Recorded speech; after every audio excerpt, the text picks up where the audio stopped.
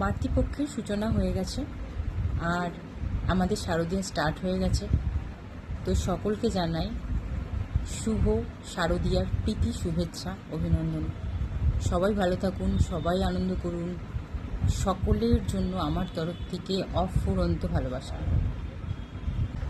Video শুরু করব তার আগে আমার কিছু কথা আছে, আপনাদেরকে আমি বলতে চাই।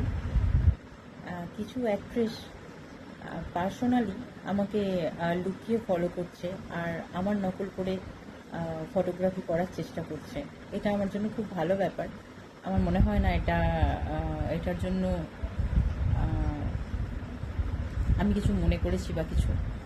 আমার একটা জিনিস মনে হচ্ছে, কিছু তো কারণ আছে যে আমাকে আলাদা করে স্পেশালি ফলো করে আমার নকল করে কিছু ফটোগ্রাফি করা, ছবি তোলা।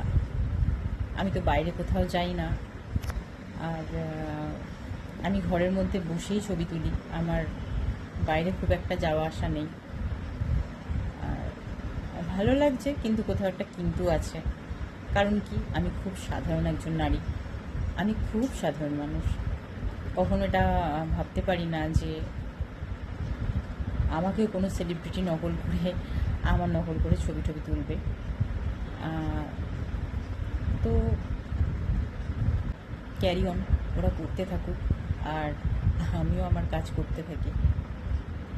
আর আমার অত দামি ফোনও নয় আর দামি ক্যামেরাও নয়। আর সামান্য আমি স্যামসাং খুব পছন্দ করি। স্যামসাংয়ের একটা সাধারণ ফোনে আমি খুব সাধারণ লুকে ছবি তুলি। না আমার মুখে মেকআপ থাকে, না কিছু, জাস্ট একটা সাধারণ ফিল্টার আছে, আমি ফিল্টার দিয়ে ছবি তুলি। আর আর কি বলবো, ভালো লাগছে। ভালো লাগছে আমাকে স্পেশাল ফিল করানোর জন্য। আমি যদি না দেখতাম, হয়তো আমার যদি না চোখে পড়তো, আমি হয়তো জানতে পারতাম না।